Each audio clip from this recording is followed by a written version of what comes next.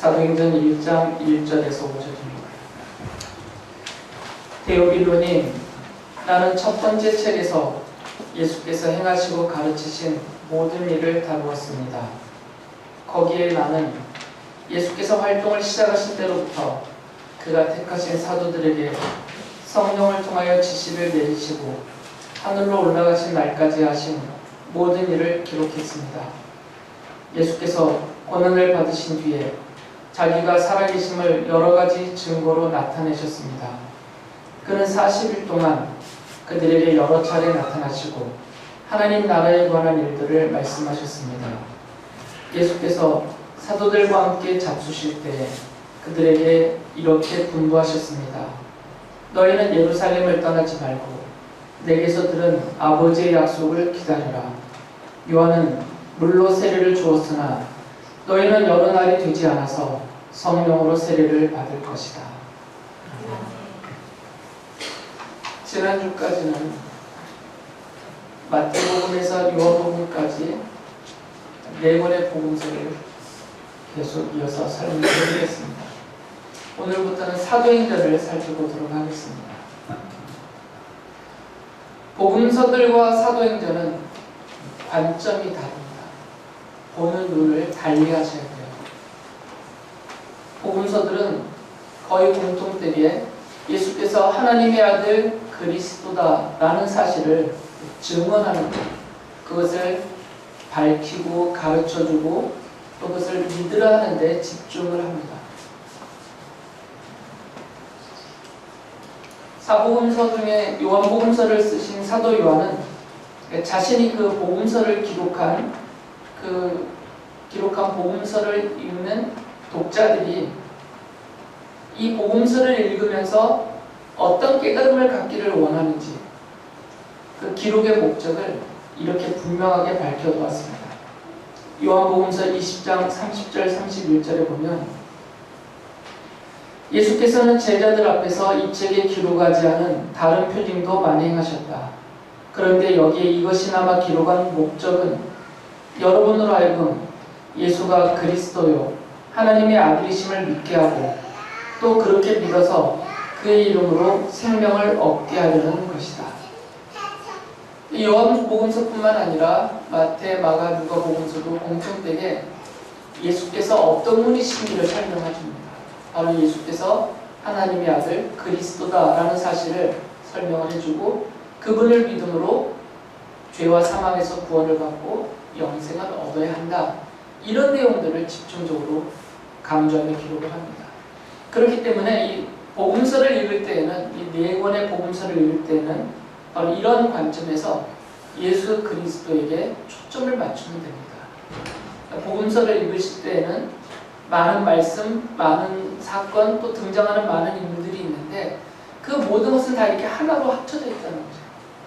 한 곳을 향하여서 그 마지막 향하고 있는 그 목적점이 어디냐면 바로 예수께서 하나님의 아들 그리스도시다라는 것이에요.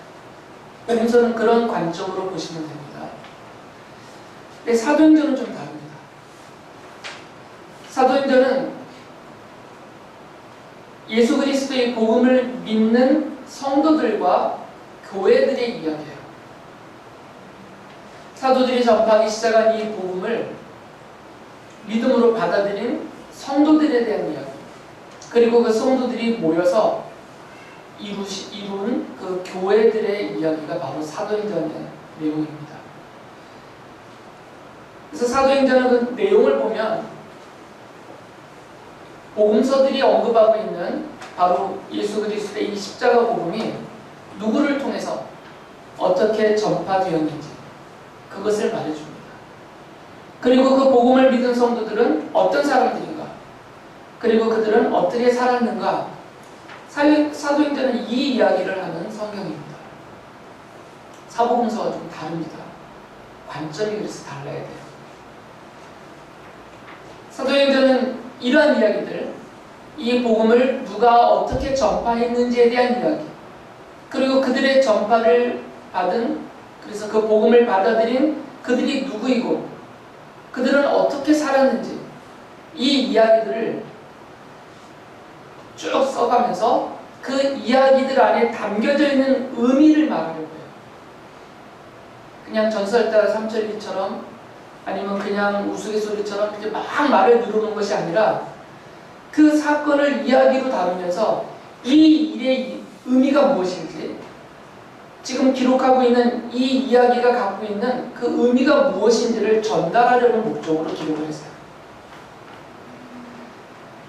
그래서 사도행전을 기록한 이 기록자는 그 이야기를 전달받은 독자들이, 이 사도행전을 듣고 읽는 독자들이 그 이야기 속에 담겨져 있는 의미를 깨닫고 그리고 그것을 기억하면서 성도로서 내가 어떻게 살아야 하는가, 성도로서 나는 어떻게 살아야 하는가, 이것을 생각하게 하려는 목적으로 사도행전을 기록하였습니다.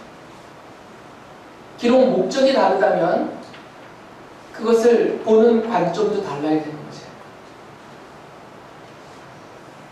사도행전에서 보면 제자들이 복음을 전파하는데 이 제자들이 전하는 복음의 내용은 전혀 새로운 것은 없습니다.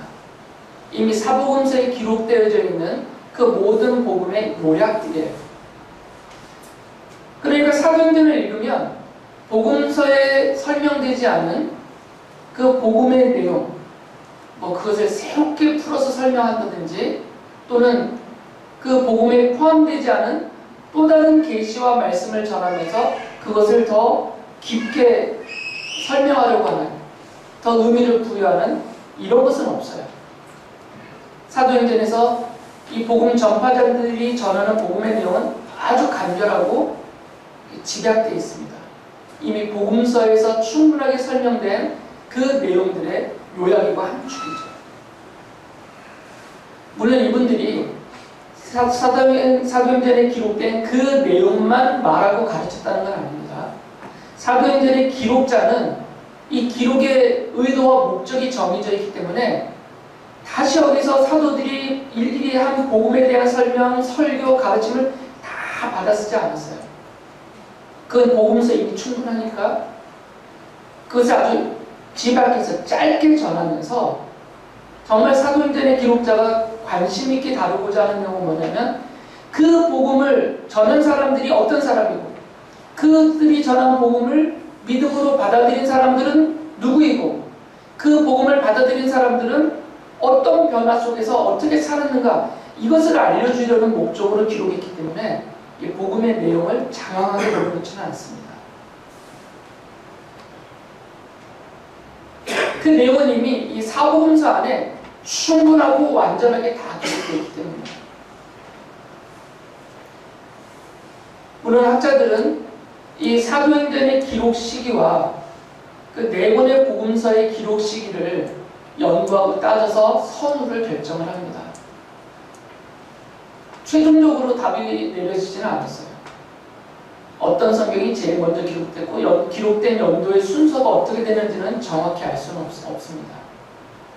그러나 최소한 이 사도행전의 기록자라고 알려져 있는 누가가 쓴 누가복음서를 보면, 누가복음서 1장 1절과 2절을 보면 누가가 그 누가복음서를 기록하기 전에 이미 여러 사람들이 우리 가운데서 벌어진 이 일에 대해서, 그것은 바로 예수 그리스도에 대한 이야기예요. 그 이야기들을 이미 순서대로 차례차례 엮어서 기록해 놓은 사람들이 많이 있다라고 얘기를 했어요. 그러니까 누가복음서를 기록하기 전에 이미 기록된 성경들이 있다는 말이에요. 그리고 누가복음서를 이미 기록한 다음에 동일한 저자라면 이번에는 뒤이어서 사도행전을 쓰고 있는 거거든요. 앞서 제가 읽어드렸듯이 사도행전 1장 1절에 보면 누가가 이렇게 말했잖아요. 나는 첫 번째 책에 자기가 쓴 첫 번째 책에서 예수께서 가르치신 모든 일을 다 기록해 놓았습니다. 이게 누가복음서를 말하는 거거든요. 그러니까 기록된 전후 순서를 정확히 알 수는 없다 하더라도 최소한으로 생각을 하고 양보를 해도 누가가 사도행전을 기록하던 시점에는 이미 누가복음서를 비롯한 여러 개의 기록들이 앞서 있었단 말이에요. 예수께서 하나님의 아들 그리스도라는 사실을, 그 십자가 복음을 설명하고 기록해 놓은 책들이 많이 있기 때문에 지금 사도행전을 기록하는 이 기록자는 다시 이야기를 할 필요가 없었던 것이에요. 그 내용은 그 복음서들, 앞서 기록된 책들을 보면 되니까.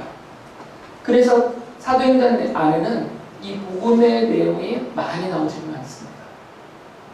복음서에 비해서. 그렇기 때문에 앞서 말씀드렸듯이 이 사도행전을 읽는 독자인 여러분들, 여러분이 지금 듣고 읽고 있잖아요. 독자인 우리들은 예수께서 맡기신 그 복음이 어떻게 전파되었나, 제자들과 또 제자들을 통해서 어떻게 전파되었나, 그 복음을 받아들인 사람들의 반응은 어떠했나, 이런 것에 초점을 맞추면서 읽으시면 더 깊은 의미를 알 수가 있다는 것이죠. 그래서 이런 관점과 이제 초점을 맞춰서 사도행전을 읽다 보면 1장부터 28장까지 다 읽어가다 보면 저절로 이 사도행전을 이런 관점으로 읽는 사람들에게는 어떤 생각이 저절로 드냐면, 누가 가르쳐줘서가 아니라 스스로 이런 생각이 들어요. 이 이야기들이, 이 사도행전에서 말하고 있는 이 이야기들이 점점 나에 대해서 말하고 있구나가 생각나요. 저절로. 이게 점점 이 이야기들이 나를 향하여 오고 있다라는 느낌을 받게 돼요. 그런 생각이 들게 돼요. 그래서 정말 진작의 믿음으로 성령님의 도우심을 받고 사도행전을 읽으신 분들은 마지막에 가서 마음속에 어떤 결단이 생기냐면, 내가 이 복음을 받아들인 하나님의 자녀가 되었는데 그럼 나는 이제 어떻게 살아야 하는가, 이런 고민을 하게 됩니다. 이게 믿음으로 이런 관점으로 사도행전을 읽으신 분들에게서 나타나는 정상적인 반응이에요. 만약에 그런 고민과 반응이 안 나타난다면 사도행전 다시 보셔야 돼요. 어떤 인물들의 미인전기로 보시면 안 되고, 결국 나에게 하시는 말씀이 나는 그럼 어떻게 살아야 되지? 이런 고민 가운데 빠뜨리고 있는 게 사도행전입니다. 그런 관점으로 보시면 됩니다. 앞으로도 제가 사도행전을 쭉 말씀드릴 때 그런 관점에서 말씀드리고 있다는 것을 아시고 받아들이시면 됩니다. 그리고 또한 이 사도행전을 읽다 보면 이런 생각이 하나 더 들어요.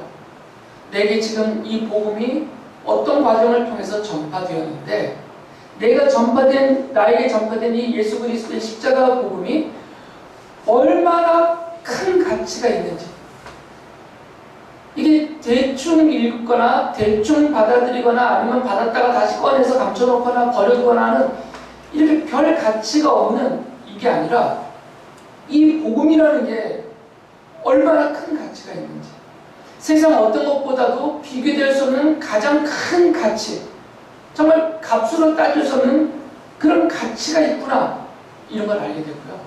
그리고 이 복음의 능력이 어마어마하다는 걸 알게 돼요. 왜 그러냐면 사도행전을 읽다 보면 이 복음을 받아들인 사람들의 반응이 나타나거든요. 이분들의 반응을 보면 그들의 인격이 변하고 그들의 말과 행동과 습관까지 변해요.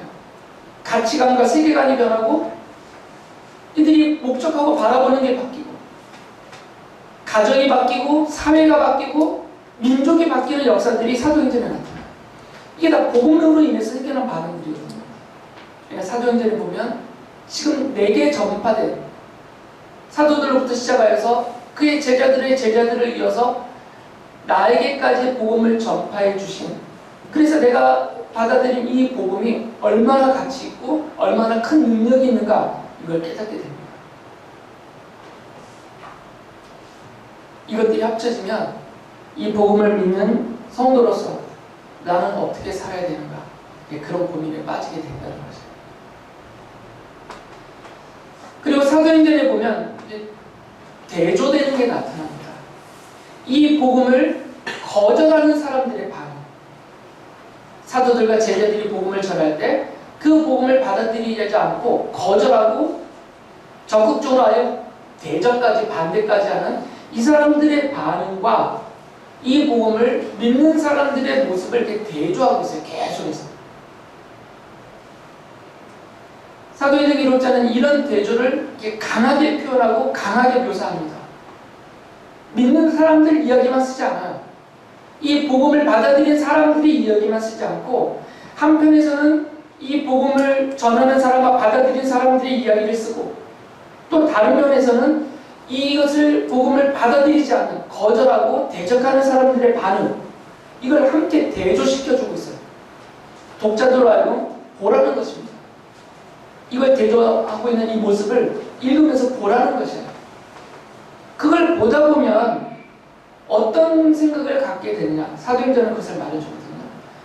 이 복음 전파와 이 복음을 믿음으로 받아들이는 것이 사람의 뜻과 사람의 힘으로 되는 것이 아니구나 그렇게 알게 돼요. 저는 이 대조되는 반응을 보면서. 그리고 사도행전 기록자가 강조하고 있는 이 복음을 전파하는 일과 믿음으로 받아들이는 이 모든 일은 사람의 뜻과 힘이 아니라 바로 성령 하나님이 우리 성령 하나님이 하시는 거구나. 그래서 성령 하나님께 전적으로 의존해야만 된다. 이런 것들을 알게 해줍니다. 사도행전을 보시는 안경을 씌워드린 거예요. 그 안경 집어던지지 마시고 그 안경을 끼시고 사도행전을 천천히 읽어보시기 바랍니다. 설교 시간에 제가 전해드리는 말씀만 들을 생각하지 말고 개인적으로도 여러 차례 읽으셔야 돼요. 시간 나실 때마다 미리미리 읽어보시고 오면 제가 사도행전을 순서대로 차근차근 말씀을 드릴 거니까 몇 차례씩 읽어오시면 더 좋잖아요. 이런 안경을 쓰고 그런 관점으로 보시라는 말씀입니다. 사도행전은 그 모든 것의 시작을 예수 그리스도의 약속에서 시작합니다. 좀 전에 읽어드렸죠. 예수님께서는 십자가에서 죽으시고 무덤에 장사되었다가 3일째 되는 날에 부활하셨습니다. 그리고 40일 동안 하늘에 오르시기 전까지 그 40일 동안 제자들에게 여러 차례 나타나셨고 그 제자들에게 하나님 나라에 관한 일들을 말씀하셨습니다. 사도행전 1장 3절에 그것이 기록되어 있습니다. 예수께서 고난을 받으신 뒤에 자기가 살아계심을 여러 가지 증거로 드러내셨습니다. 그는 40일 동안 그들에게 여러 차례 나타나시고 하나님 나라에 관한 일들을 말씀하셨습니다. 이 사도행전 기록자는 예수님께서 여러 차례 제자들에게 나타나셔서 그들에게 말씀하셨던 이 하나님 나라에 관한 일이 무엇인지는 기록하지 않았어요. 그것에 대해서는 설명하지 않았습니다. 그런데 아까 말씀드렸듯이 이 사도행전과 동일한 저자라고 제가 말씀드렸잖아요. 그분이 확실하게 누가라는 사람이다라고는 단정하기는 어렵지만 전통적인 교회에서는 다 누가다라고 받아들이고 있어요. 그러니까 저도 그대로 쓰고 있을 뿐입니다. 이 누가복음서의 저자인 누가가 사도행전도 기록을 했는데 누가복음의 맨 마지막 부분과 사도행전의 첫 부분은 거의 같아요. 내용이. 그러니까 사도행전 이 1장 첫 부분에서는 말하고 있지 않지만 내용이 거의 같기 때문에 누가복음서의 마지막 부분을 보면 예수님께서 제자들에게 여러 차례 나타나셔서 그들에게 말씀하신 하나님 나라에 관한 일이 무엇인지를 짐작할 수가 있습니다. 누가복음서 24장 46절부터 48절에 이렇게 기록되어 있어요. 이렇게 기록되어 있다. 곧 그리스도는 고난을 겪으시고 사흘째 되는 날에 죽은 사람들 가운데서 살아나실 것이며 그의 이름으로 죄사함을 받게 하는 회개가 모든 민족에게 전파될 것이다 하였다. 예루살렘에서부터 시작하여 너희는 이 일의 증인이다. 제자들에게 나타나셔서 그들이 증인으로서 증거해야 될 내용이 무엇인지를 말씀해 주고 있어요.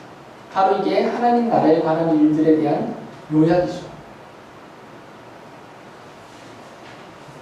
예수께서는 제자들이 십자가 복음의 증인으로서 전파해야 될 내용이 무엇인지를 다시 한번 확인시켜 주신 거죠.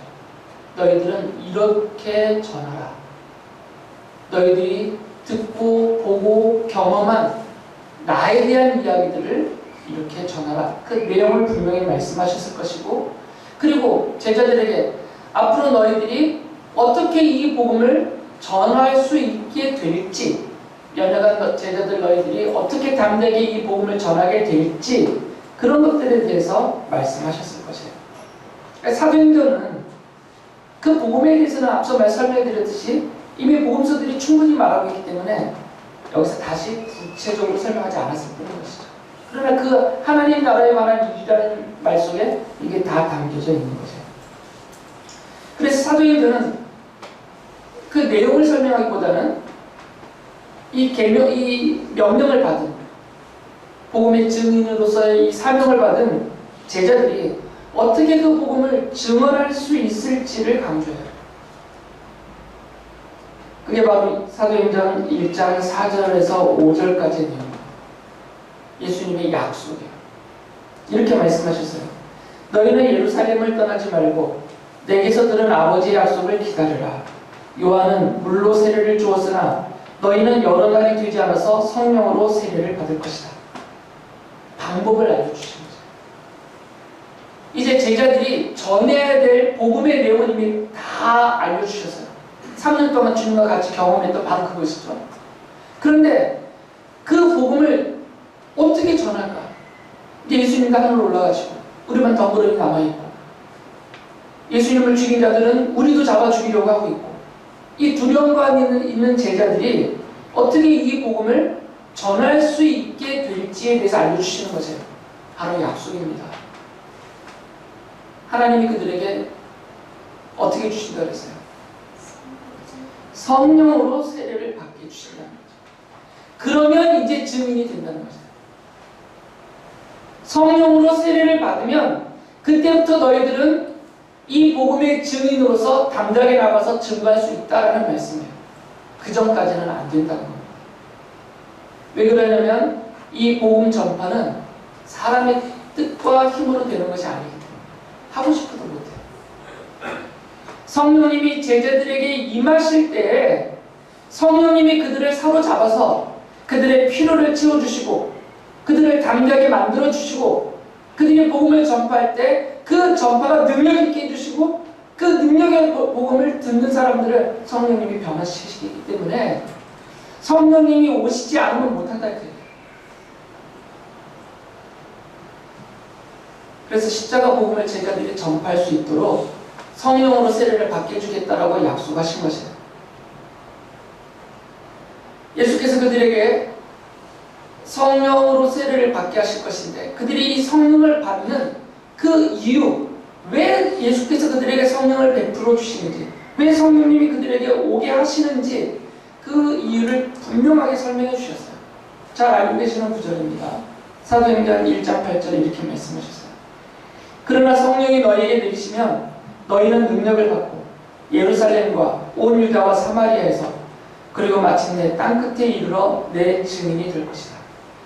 증인이 되게 하려고 예수 그리스도의 십자가 복음의 증인이 되어서 그것을 사람들에게 전파하고 증거하게 하기 위해서 성령님을 보내시겠다는 얘기예요.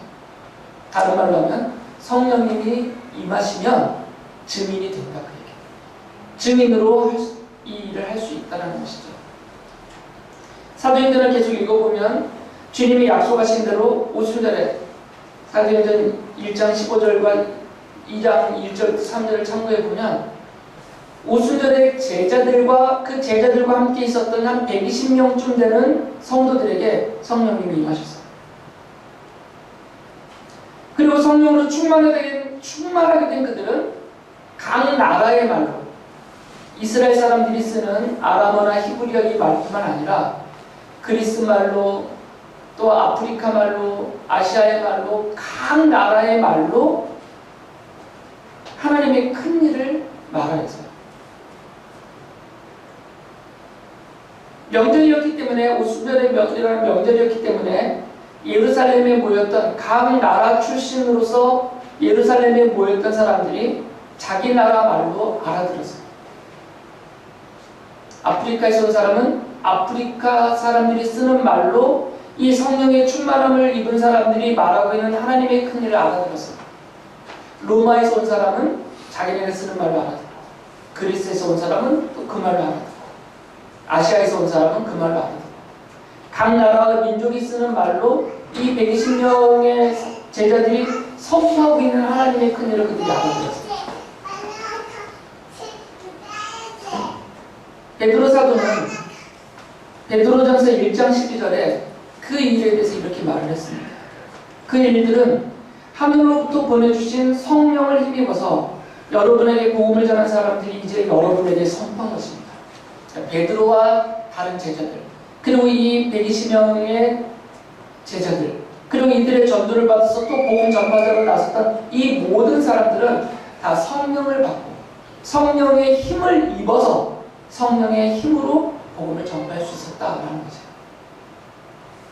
예수님께서 이들에게 성령을 주시겠다 하신 그 이유가 이렇게 드러나고 있는 것이죠. 베드로는 이 오순절날 이들이 전한 이 복음을 듣고 마음이 찔려서, 그 복음 때문에 마음이 찔려서 우리가 어떻게 해야 되느냐 하고 사도들에게 묻는 그들을 향하여서 이렇게 말했습니다. 사도행전 2장 38절 보면 회개하십시오. 그리고 여러분 각 사람은 예수 그리스도의 이름으로 세례를 받고 죄 용서를 받으십시오. 그리하면 성령을 선물로 받을 것입니다. 그러니까 이 성령님은 사도들에게만 오시는 것이 아니라 처음에는 복음의 첫 번째 전파자로 사도들을 택하셨기 때문에 예수님을 직접 경험하고 목격했던 그 무리들에게 처음에 오셨어요. 근데 그들에게만 오시는 게 아니라는 거죠. 그들에게 오셔서 이들을 복음 전파자로 삼으셨어요. 그리고 이들의 복음 전파함을 듣고 그 복음을 믿음으로 받아들인 모든 사람에게 성령님이 임하셔서 이들을 또한 복음의 전파자로 세우시려 하셨다는 것이에요. 그래서 베드로사도가 약속한 거예요. 여러분이 믿으면, 여러분이 복음을 믿음으로 받아들이고 예수 그리스도를 믿으면 여러분에게 성령이 올 것이다. 우리에게 온 것처럼 당신들에게도 성령님이 오실 것이다 라고 말한 것이죠. 그러면서 사도행전 2장 39절에서 이렇게 말합니다. 이 약속은 여러분과 여러분의 자녀와 또 멀리 떨어져 있는 모든 사람, 곧 우리 주 하나님께서 부르시는 모든 사람에게 주신 것입니다. 유대인들은 좀 착각을 했었거든요. 이게 우리들에게만 일어나는 일이에요. 왜냐하면 사도들과 제자들이 다 유대인이었으니까. 그리고 자신들은 구약 성경 시대 때부터 하나님이 택하신 하나님의 자녀의 백성이라고 믿고 있었기 때문에 성령님도 우리에게만 오시는 줄 알았어요. 그런데 베드로 사도는 분명하게 말합니다. 이 약속은, 이 약속대로 성령님이 임하시는 것은 여러분들에게만이 아닙니다. 물론 유대인인 여러분들에게도 임하지만 각 나라에, 각 사람에게, 민족과 나라를 가리지 않고 하나님이 택하여 자녀 삼기로 한 모든 사람에게 해주신 약속입니다. 그 모든 사람에게 복음이 전파될 것이고 그 모든 사람이 믿음으로 성령님을 받게 될 것입니다 라고 약속을 해줬어요. 이것을 확증해주는 사건이 사도행전에 나오죠. 사도행전이 이럴 때는 일부러 이것을 기록한 것인데 사도행전 10장부터 11장에 보면 로마의 군대가 이스라엘을 점령하고 거기에 주둔하고 있었거든요. 그 주둔군 중에 백부장이 한 명 있었습니다. 그 이름이 고넬료예요. 아마도 이 사람은 로마 출신이었을 것 같습니다. 유대인은 아니었어요. 이 고넬료의 가정에 성령님께서 보내셔서 사도 베드로가 그곳에 가서 말씀을 전하였어요. 그들에게 복음을 전하니까 이들이 복음을 들을 때 성령님이 그들에게 임하여버렸어요. 유대인이 아닌데, 이스라엘 사람들이 아닌데, 고넬료의 가족과 친구들, 그 이방인들의 무리에 성령님이 임하여버리신 거죠. 사람들이 다 놀랬죠. 성령님은 우리에게만, 이 복음은 우리 유대인들에게만 주신 것이라고 착각했는데 베드로도 그렇게 알고 있었어요. 근데 가서 자기가 복음을 전파하니까 성령님이 그 이방인들에게 임하여버렸던 것이죠. 그래서 베드로 사도가 다시 예루살렘으로 올라와서 예루살렘 교회 지도자들 앞에서 이 사실을 보고를 해요. 자기가 이 요바에 가서 했던 일들, 고넬료의 가정에서 복음을 전파할 때 성령이 충만하게 임하였던 이 일을 보고를 하면서 그가 이렇게 말해요. 사도행전 11장 16절 보면 그때의 나는, 이 그때는 지금 고넬료의 가정에서 일어났던 일이에요. 그때의 나는 요한은 물로 세례를 주었지만 너희는 성령으로 세례를 받을 것이다 하신 주님의 말씀이 생각났습니다. 사도행전 1장 5절에서 하신 말씀이 생각났거든요. 그들에게 처음 주님이 주셨던, 아직 성령을 받지 않았을 때, 그들이 연약하고 두려운 가운데 있을 때 주님께서 그들에게 하셨던 그 말씀이에요. 너희에게 성령이 임할 것이다. 그 말씀이 생각났다는 거예요. 그래서 성령님이 우리에게 약속하셨던 대로 우리들에게 오셨고, 그리고 또 이 주님이 약속하신 대로 이 성령님이 고넬료의 가정, 그 이방인의 가정에 임하였다. 그렇다면 이제부터는 이 복음 전파를 이방인에게도 해야 됩니다. 그동안은 유대인들에게만 했거든요. 근데 이제는 우리 유대인들에게만 하지 말고 이방인들에게도 복음을 전하자. 이방인에게도 복음을 전파하는 사람이 우리에게 있고, 약속하신 대로 성령님이 그들에게도 임하였다 하면서 이제는 이 복음이 예루살렘을 벗어나서 유대 땅 이스라엘을 벗어나서 선한 마음으로 다 흩어지게 됩니다. 예수께서 약속하신 대로 성령 하나님은 그래서 성도들에게 지혜와 능력을 주셔서 복음을 믿게 하시고 전파하게 하시는 거죠. 우리에게 그 복음이 전파되었고 또 믿게 하시고 또 우리도 성령님으로 인하여서 힘을 얻어서 복음을 전파하게 하신다는 거죠. 성령 하나님은 성도들이 사도들을 따라서 복음을 전파하며 복음의 증인으로 살게 하십니다. 이게 사도행전이 하고 싶은 말이에요. 예수님 믿고 잘 먹고 잘 살아가 아니라 예수님 믿으면 만사형통합니다. 그 복된 소식만 전해주려는 것이 아니고 왜 성령님이 여러분에게 오셨는지, 그래서 왜 성령님이 여러분을 하여금 예수 그리스도의 십자가 복음을 믿게 만들어 주시는지, 그 이유와 목적이 무엇인지를 알려주는 거예요. 사도행전은 그것을 한 가지로 말합니다. 증인이 되는 거예요. 증인으로 살라는 것이에요. 복음서들은 우리에게 그 복음을 믿고 영생을 얻으라고 축복을 해요. 그리고 복음서는 그렇게 읽으면 돼요. 복음서를 읽으면서 예수께서 하나님의 아들 그리스도라는 사실을 깨닫고 그 사실을 믿음으로 영생을 얻으면 충분해요. 복음서에 보면 사도들이 별로 하는 일이 없습니다. 아직. 다 예수님만 믿고 부수적인 일을 예수님 때문에 할 수 있는 일. 그런데 이제 예수께서 부활하시고 하늘에 오르신 다음에 사도행전의 기록을 보면 성령 하나님의 도우심으로 사도들이 하는 일들이 나와요. 그리고 사도들의 전파를 받고 믿은 하나님의 백성들과 교회들의 모습이 나오죠.